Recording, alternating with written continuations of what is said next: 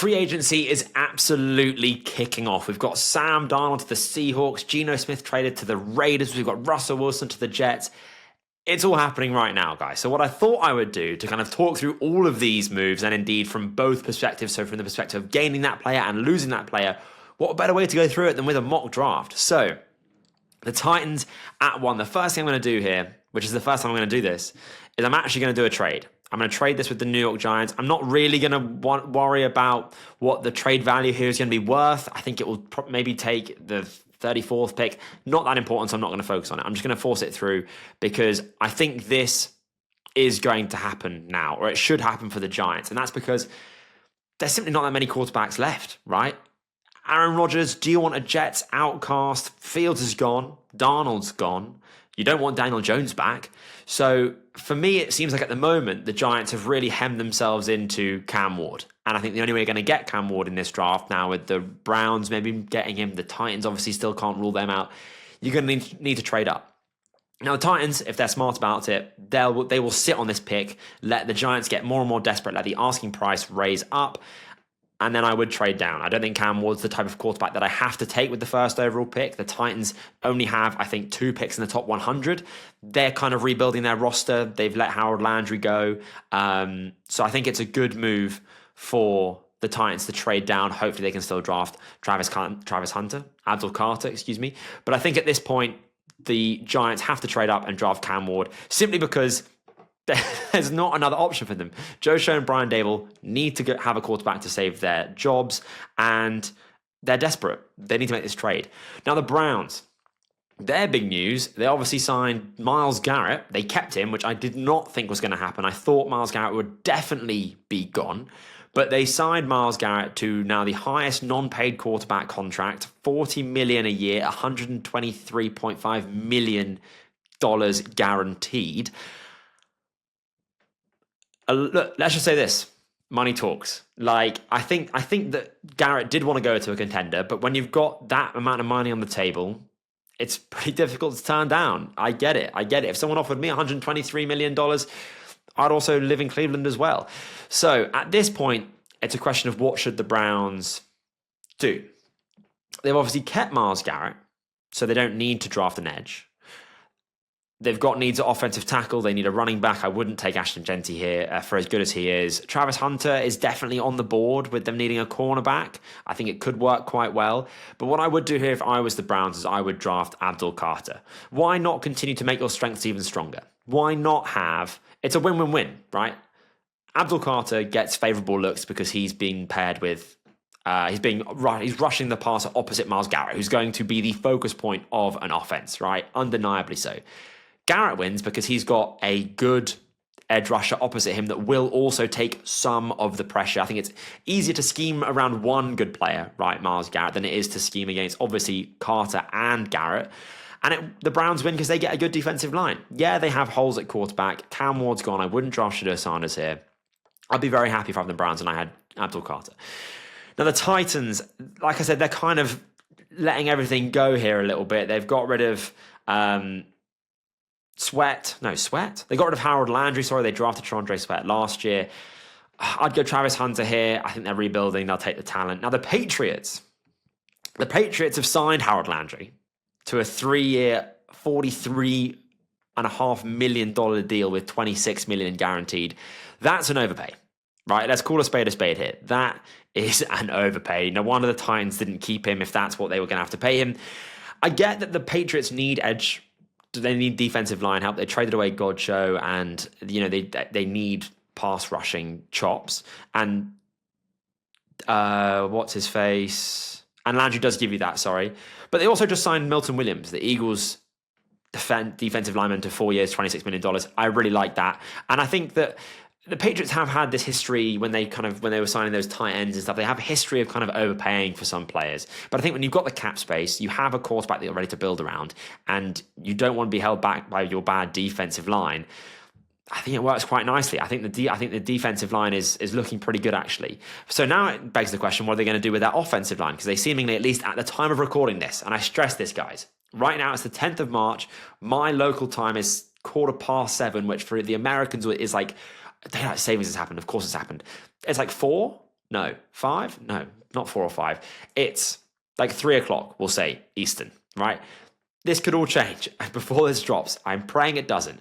But the Patriots now have yet to address their offensive line woes, which to me suggests either Will Campbell will be the draft pick or Aman Membu. I think you're getting a better player and a more sure player in Will Campbell. You're getting a tackle, though, if you draft Aman Membu. Which one would the Patriots do? I'm going to go with Will Campbell here just because I think he's the better player. I can see him being the pick here, but also Aman Membu. But again, I'm not going to go into these guys as prospects. I'm focusing more about this from the free agency perspective. Now, the Jags. They, I think, are suddenly in the tight end market. They're not going to be re-signing Evan Ingram. At least it doesn't seem that way at the moment. Which to me kind of opens the door now to a Tyler Warren. Brenton Strange is their best tight end on their roster. Yes, they have needs at corner and the interior defensive line and in the interior offensive line. But I'm going to go with Tyler Warren here purely because I think he's a fantastic player, and I think the Jags have a real hole in their roster now at the tight end position. I'm no Evan Ingram apologist, right? Make no bones about it. I'm not an Evan Ingram guy, but you can't roll into the season with Brenton Strange as your starting tight end. I think you can get a really nice tight end in the second, maybe Ferguson from Ohio State, maybe Arroyo from Miami. But let's put Tyler Warren here at 5 now to the Jags. And they also need a wide receiver too behind Brian Thomas Jr. And I think Warren can kind of be that pseudo wide receiver too. Now the Raiders. So they traded a 3rd round pick for Geno Smith. What a great move from the Raiders. Uncharacteristically great Raiders move. I don't think I've ever said that in my life. It just completely frees them up. I think in the short to medium term, it answers their quarterback position. I think Geno Smith is a top 10 quarterback in the league. Not more than top 8, but I think he's somewhere in the QB 8 to 12 range. I think he's really good. I think he's overhated. I think that he's kind of a good barometer of do you know ball. I think people that, like myself, who that do know ball, like Geno Smith. He had a terrible offensive line in Seattle. Terrible. He was really good despite that. And I didn't like the offensive system they ran in Seattle anyway. And I think the Raiders here, it's perfect. 3rd round pick, not a lot of draft capital, right? They still have their 1st round pick, still have their 2nd round pick if they have it. Yeah, they have to pay Geno. I think it's definitely worth it. But it means that they can draft a quarterback, they can let him develop, they can build the rest of the roster so that when they do eventually draft Geno's replacement, the roster is ready to compete. I think now with Geno Smith, Brock Bowers, and with who I'm going to add here, Ashton Genty, and Jacoby Myers, who I think is a decent, I think he had 1,000 yards this year. The Raiders are suddenly looking like a pretty sneaky good team. Like they've signed Max Crosby, like they've got some talent on the team. They were really being held back by the lack of quarterback play, which really they've not had decent quarterback play since the heyday of Derek Carr throwing to Michael Crabtree and Amari Cooper. So for the Raiders, love this move. Love it. I'll talk about the Seahawks in a second when I get to them. Now, the Jets. The Jets have just signed Justin Fields to a 2-year, $40 million deal with $30 million guaranteed for Justin Fields. Look, it's a bit rich, but the Jets need a quarterback, and Justin Fields is someone that I really struggle to quit. I'm going to be honest with you guys. I'm a bit of a Justin Fields truth. I'm a bit of a Justin Fields defendant. I think it doesn't rule out them drafting competition. They've obviously got Jordan Travis already on the roster. They drafted him with like the 6th round pick last year. They've got Justin Fields now. I wouldn't hate to see them add another quarterback in this draft class for a bit of competition. But at 7, you're not going to go Shedeur Sanders here now, just because the style of Fields and Sanders couldn't be more different. You can't have them in the same offense. You can't run the same offense. You have to have completely different playbooks. And obviously, there's still a lot up in the air with the Jets. They've got a lot of free agents. DJ Reed's a free agent. Javon Kinlaw, Solomon Thomas, Lecky Fotu's a free agent. Morgan Moses, Tyron Smith is a free agent. They've got Olu Fashanu. It basically massively depends on where they're going to have the most holes post-free agency. But let's go Mason Graham here. I think that interior defensive line is definitely going to lose some talent. I think they could re-sign DJ Reed. And I like the opportunity you can get to draft a cornerback in the 2nd round if you can't. Now, the Panthers. The Panthers have just re-signed. This is like hot off the press, guys. I feel like I'm like Mike Garafolo or Adam Schefter. I know this isn't news to you guys, but I'm like, this is really new to me at the time of recording. The Carolina Panthers have signed J.C. Horn to a 4-year, $100 million deal, making him the highest paid defensive back. Now, this is a good move, but it's a very expensive, risky move in the sense that Derek Stingley, Sauce Gardner, and Trent McDuffie are all going to get paid next offseason. And I'm going to talk about the perils of not paying your guys early when I talk about the Bengals in a second. But it basically means that the Panthers are getting ahead of the market here. Yes, he's missed a lot of time due to injury, but if he's healthy and plays as well as we know he can play, then this deal will actually age pretty well in just a few years' time. Think about kind of like Michael Pittman. Like he was kind of paid as like wide receiver 6 last offseason. Now it's like he's like wide receiver 17 or something crazy. So pay your guys early. Risky, but you get them at a discount if it does work out, and I think for the Panthers it will. So let's say they don't need defensive back now. I think they still do need a potential cornerback opposite J.C. Horn. But let's pretend now that they can address that elsewhere. I think I'm going to go defensive line here now for the Panthers. Ooh, Kenneth Grant. That's a bit early for Kenneth Grant for me. Where are my edge rushers at? Now, it depends. Again, I'm not kind of talking about these guys as prospects, but I just want to see who would be semi-realistic at this point. Shamar Stewart would be pretty realistic. You know what? I don't love the edges at this point. But let's just go with the James Pierce Jr., right? We're just taking an edge because that's where they need the talent. Again, I'm not really speaking about the prospects here that much. I think they could go edge here. If Mason Graham fell, be a sprint the card in scenario. I also really like Mason Graham. Might be a bit early for him. Insert edge rusher here of your favorite, right? Doesn't really matter. Now, the Saints at 9. Now, they've kind of been, it seems, quite quiet. Obviously, they don't have a lot of money to spend, if any. So the Saints are kind of the same as where they always have been, unfortunately. Least cap space for 2025, $57 million over the cap. So, hey, look, he's on the board. He's never usually on the board here for me. I'll go Tetairoa McMillan. Great wide receiver, my clear wide receiver 1. Great pick. Now, the Bears. So, the Bears have traded for Joe Thuney. That was a few days ago now, old news. And they got Jonah Jackson. So, the interior offensive line position is kind of set now, let's say. They could still, if it was on the board here, draft Will Campbell. I really wouldn't hate that. But there isn't really the value to draft a pure guard and a pure center here. Running back's gone with Ashton Genty. So, it leaves me then looking at edge, I think, here. And I will go with Shamar Stewart, the edge rusher from Texas A&M. I think he offers a potential one with that athletic profile. I can explain away the lack of sacks with the fact that they had to play the run first in Texas A&M's defense, particularly their defensive line. I think Shamar Stewart's going to be a much better prospect than he was in college. A little bit Trayvon Walker vibes, don't get me wrong. Trayvon Walker is finally starting to come into his own a bit, but I'm also not taking Shamar Stewart with the first overall pick. Now, the 49ers. We've obviously had Debo being traded. We've got Ayuk coming off an injury. Ricky Pearsall and Jawan Jennings are their starting wide receivers for the season, probably, depending on how healthy Ayuk is. I think that's definitely a possibility they rolled into the season with Jawan Jennings and Ricky Pearsall as their starting wide receivers. Not great, but I think you can get a serviceable guy later in the draft. So I'm not going to go wide receiver here. I'm going to go with Kelvin Banks. I think he can play guard or tackle. I think he fits the scheme really well. I think he can be a potential Trent Williams replacement when he does develop eventually, but you can start him right away at right tackle, maybe even at guard if you needed to. I really like Kelvin Banks. He might go lower than this on draft day, but I think it's a great fit. Now, the Cowboys. What the hell are the Cowboys doing? They've got free agents along the defensive line, particularly at edge. They obviously need a running back. They're not going to draft a running back here, though. They need both their nickel and their safeties are free agents. I think it's got to be edge here for the Cowboys, right? It's got to be opposite Micah Parsons. But then who are you getting? I think Mike Green, I think you want more of a complementary edge, maybe. I really like Donovan Ezeraku. 12 might be a bit high.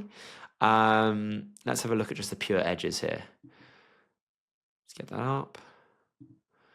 So yeah, Donovan, Michael Williams. Yeah, let's go with Michael Williams. I can see that being quite a Cowboys pick. I can see Jerry Jones liking that athletic profile, and I think he pairs quite nicely with Micah Parsons, who also, by the way, because that Garrett deal, Micah Parsons is going to be counting his money very soon. But with Williams, he was that classic Georgia defender, moved all around the defensive line. I'd have Mikael Williams as mostly a pure edge player. He can obviously kick in at certain points, but I think if you play this guy as more of a traditional edge defender, he's going to have way more production than he did in college. Now the Dolphins offensive line, Teron Armstead's going to be 34. Calais Campbell, Benito Jones are free agents in the defensive line. Poyer and Holland are free agents. Again, a lot in the air with the Dolphins here. This could be a pick that might age badly depending on who/what they re-sign. I'm going to go, though, here, considering that Calais Campbell's pretty old anyway. I'm going to go with Kenneth Grant here. Kenneth Grant's a player I absolutely love. He, for me, is around this line on my big board. And he's just a fantastic player. I think out of the box, you're getting a really good run defender. I think you're getting a developing pass rusher. I feel so good about Grant being a good NFL player that I think this fit for the Dolphins works really nicely. Offensive line, they might have been the shout there. Maybe a Josh Simmons. Probably a Josh Simmons. Anyway, Colts at 14. So they might be bringing in Daniel Jones as the quarterback competition with Anthony Richardson. And let me say this. That makes a lot of sense. It makes a lot of sense. I hope they don't suddenly sign Aaron Rodgers as I'm saying this. But the reason why I think Daniel Jones can make a lot of sense is I think that he's a fairly similar-ish quarterback to Richardson. Got some rushing threat. Is he Anthony Richardson as a rusher? No, definitely not. I think Daniel Jones also has problems with deep accuracy, which means you can kind of work the same things into the offense to kind of help both quarterbacks develop. And also, Daniel Jones is that perfect level of competition. Whereby you can sign him and it's not bad to put him on the bench because he's not technically a starting caliber quarterback, but it gives Anthony Richardson enough of a kick up the arse basically to try and finally develop. Not that he's not been trying before, but a bit of pressure added to that, added to his feet basically. And it's just a kind of it works really nicely in terms of the competition with Richardson. It'll be fairly low cost, and you can still keep the same kind of style of offense if Richardson doesn't turn out to be the guy or gets injured. You can put Daniel Jones in there. So I think it works really nicely. It works really nicely. So who would they draft then at this point? They need defensive back. Let's go Jahdae Barron, a big riser, someone that can play a lot of different positions along their secondary. He's played safety, he's played nickel, he's played corner. I think he gives you a bit of a defensive Swiss Army knife, can allow you to do a lot of things. Defensive speaking, they've got their new defensive coordinator. So let's go with Jahdae Barron there. Now the Falcons, they've released Grady Jarrett, who had 34 pressures last year. He was the third highest on the Falcons in terms of total pressures. That's not an insignificant player to let go of. Is he a cornerstone of your team now? No, of course not. But kind of surprising for a team that really struggles to get to the passer and has done for years. Grady Jarrett's kind of been the one guy that's kind of been semi-reliable along that defensive line. It might be opening the door to Ruka Rororo to kind of be that next player, but he was overdrafted last year. So I'm definitely going to be going edge here. Let's say that I'm definitely going to be going edge because I think this team is with the Falcons kind of have to lock themselves into defensive line at this point. I think Mike Green here is a really good pick. I'm going to go with Mike Green. He might be falling a bit lower than this when it comes to draft day, but I think Mike Green is a really good player. I actually have Donovan Ezaraku ranked ahead of him, but again, more focusing on team needs here than the players themselves. Cardinals, any trench player, right? Amar Membu still on the board, guys. Am I stupid? He should have gone to we're going Amar Membu here, okay? He probably should have gone to the Dolphins, apologies. But yeah, any trench player for the Cardinals, Amar Membu is an absolute shoe-in here. I don't think he'll actually be here. I think he'll be gone I think his floor is the Dolphins with the 13th overall pick. There's no way Membu's getting past that. But now the Bengals, okay. What the hell are the Bengals doing, guys? What are the Bengals doing? They have got themselves in a position whereby they've franchise tagged T. Higgins for 2 years, which I think is a disgrace that you can do that. They have committed to Jamar Chase wants to be the highest paid non-quarterback in the league. That price has gone up now that Myles Garrett's been paid. And Trey Hendrickson, they're allowing him to go to a different team. Trey Hendrickson leaving forces this team to draft an edge player here because there is no one else on the defensive line to remotely speak about. I also don't think that the way the Bengals operate is they're not a cash-rich franchise, right? Say like the Eagles. They just cannot play their guys and pay their guys, and they're trying to basically win a Super Bowl with one hand tied behind their back, in the sense that they just cannot give the money that you need to in the modern NFL to get a top roster to win the Super Bowl. And it's just shocking to me. I don't think they're going to be able to pay both Chase and Higgins.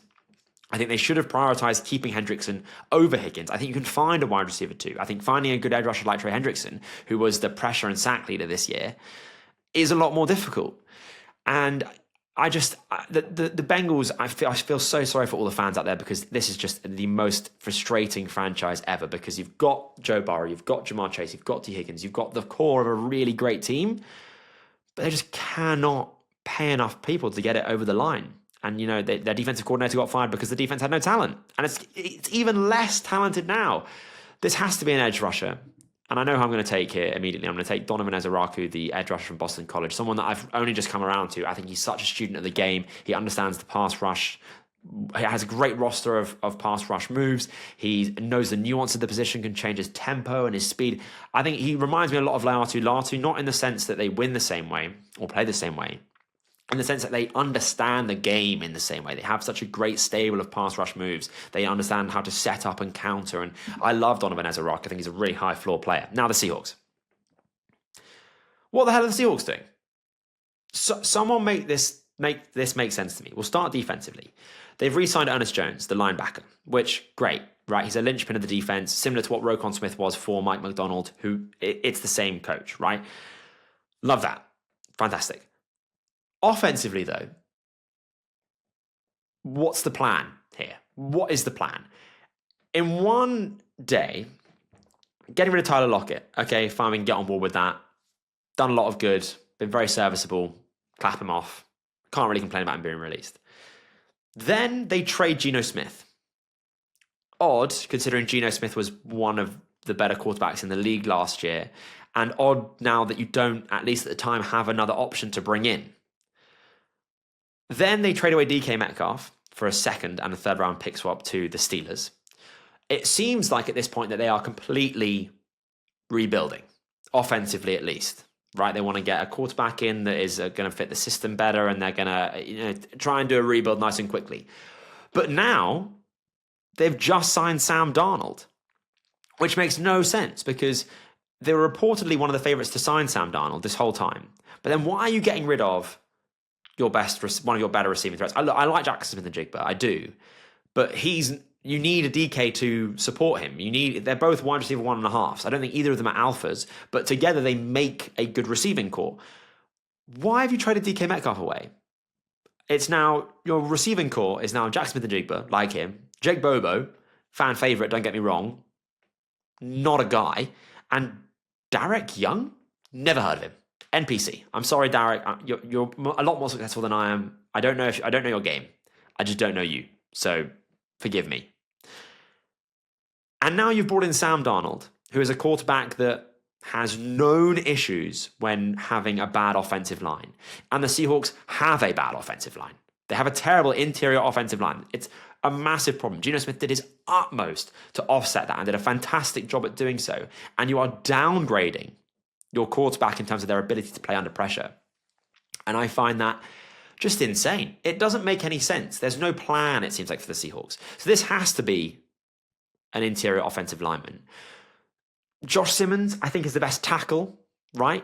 But they don't necessarily need a tackle. So I'm actually going to go with my best pure interior offensive lineman here in Grace Abel. And that's kind of, unfortunately, what a bad free agency does to your draft options, is it pigeonholes you.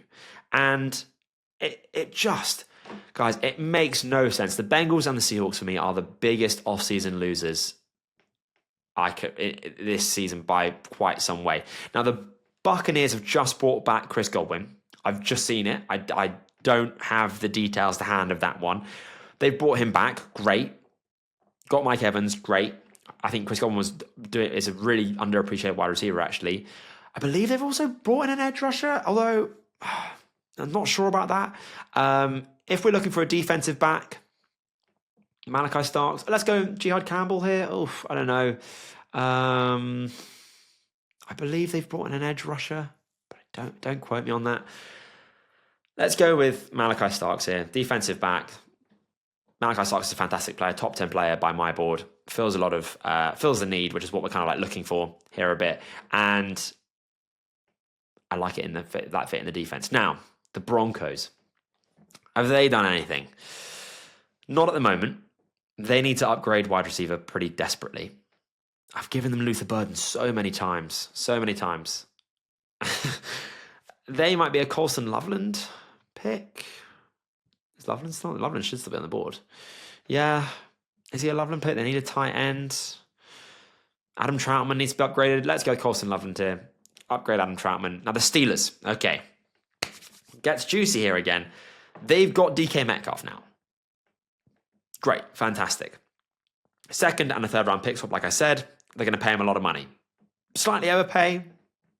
Whatever. I don't think there's a player. Well, I think there is kind of a player like DK in this draft. That kind of style of wide receivers, like a Jaden Higgins and Elikai Emmanuel, like those biggest receivers, but they're not definitely going to be DK Metcalf. So I appreciate your getting the known quantity there.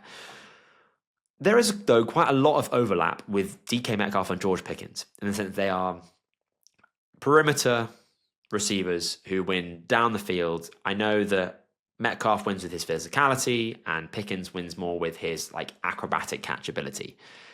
But they overlap quite a bit, and I like receiving cores that complement one another. To me, it seems like that they're setting up themselves to not have to pay Pickens, which I know people really like Pickens. I'm not a Pickens guy. I'm gonna be brutally honest. I'm not a Pickens guy. But now we have the quarterback issue, whereby they are the game of quarterback musical chairs. In the game of quarterback musical chairs, the music is stopping and they do not have a chair.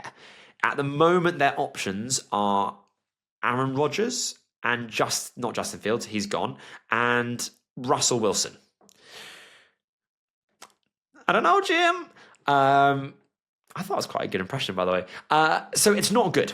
It's not looking good. And I just think that Russell Wilson, I think that Wilson and Rodgers kind of fit what Pickens and Metcalf bring to the table. Kind of like they can throw outside the numbers, they can throw deep down the field. Like, Russ is infamously not a middle of the field targeter as a quarterback.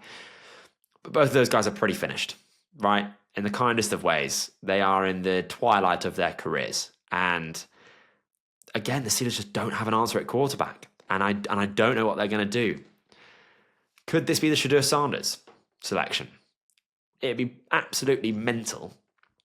But should we just do it? If this were to happen, I would think Will Johnson would be the pick. But our board at the moment isn't actually really that loyal to what I think will happen, just because of where players have gone and the fact that we're not looking at this as players, we're looking at it from a free agency angle. Cornerback, Dante Jackson's not really been it. Joey Porter Jr. has not exactly started hot. I think wide receiver, they're not going to draft one here because they're going to have Pickens and Metcalf, at least at this time it seems that, unless they trade him away now. The Steelers are in a really bad spot here, guys. A really bad spot. They're not going to draft Sanders here. They drafted Kenny Pickett at like 19. They're not going to make the same mistake twice. So let's go Will Johnson. Let's say they go cornerback. Now, the Chargers, they're keeping Khalil Mack for another year. He believes in the vision. So maybe edge isn't that pressing a need. Wide receiver, I don't think you go Burden here. I think he overlaps with McConkey too much. Same with Egbuka. I think he overlaps with McConkey too much. I really like, where is he? I really like the wide receiver from Iowa State, Jaden Higgins. And I think he could end up going quite early, actually. But I think the most realistic shout, and I've done this now two mock drafts in a row, but I think the most realistic shout at this point is Amari Hampton. I think it just pairs so well. I can see that definitely happening. And J.K. Dobbins is a free agent and also can be upgraded. Now, the Packers, what have they done? I thought they would be in the DK Metcalf sweepstakes. I thought the Chargers would be in the DK Metcalf sweepstakes. I thought maybe the Packers would be in the Khalil Mack. They need a guy. They need a start at wide receiver. They need a start at along the edge. Who do we have edge here? Now, we might have someone usually who we don't have because of how the board's fallen. Nick Skoughton, I think so. I know who I'm going to go with here. I am now going to go with Iowa State wide receiver Jaden Higgins, if I can actually get to him.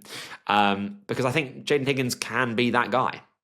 I think Jaden Higgins can be that guy. 6'4", 214 pounds, moves really well. I think he can be that wide receiver one that the Packers need. I think there's a lot of wide receiver twos, a lot of wide receiver threes. I like Jaden Reed. I like what he offers. He's not a guy. Jaden Higgins could be a guy. The Vikings, they've re-signed Aaron Jones, but he's 30. I think there's definitely an Amarian Hampton potential spot. But I actually think now what they could do here is they could go with Jalen Walker, because Jalen Walker is that hybrid player that Brian Flores just loves. He can be a QB spy. He can be a traditional linebacker in coverage. He can be an edge rusher. Now, personally, I don't actually think that Jalen Walker is that good at any of those things. But the versatility is definitely very valuable, and I can see someone like Flores loving what he brings to the table and being able to wear a lot of different hats on the defensive line and be able to, if the safety is actually blitzing, then Jalen Walker can be the one that drops into the coverage zone or whatever it might be. So a fit that I think could definitely happen, not a pick that I love.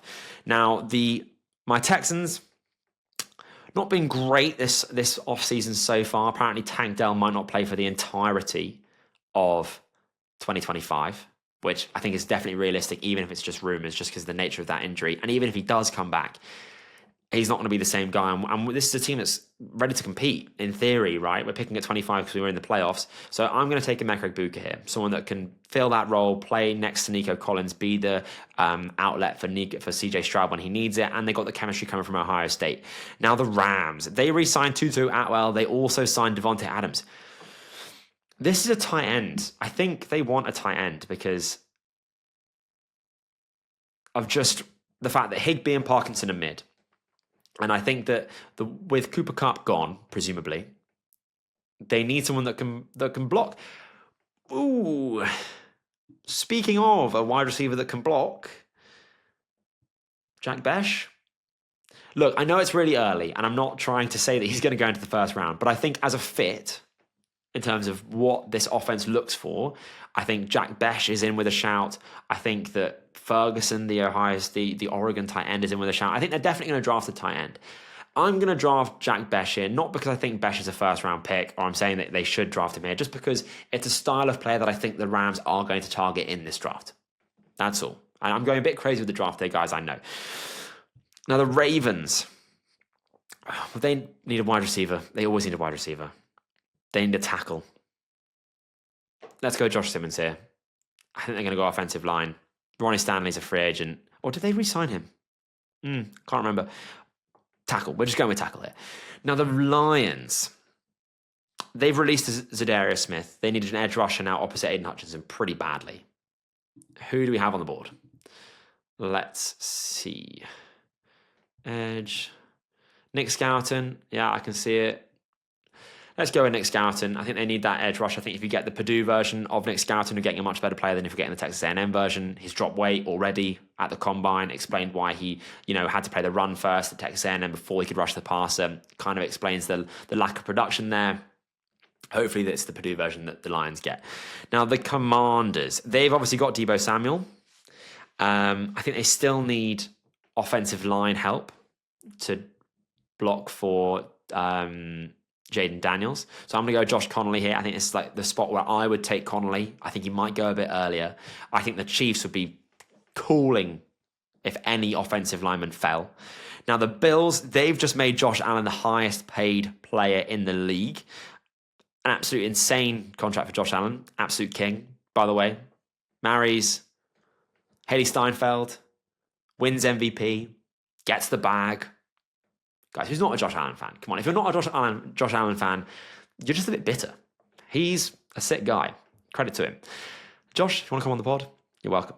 Now, they need interior defensive line. They need to get better against the run. I really like Derek Carman here as that kind of fit. Now, the Chiefs, they are cooked, guys. I know you can't count out Patrick Mahomes, obviously, or really the entire Chiefs team, right?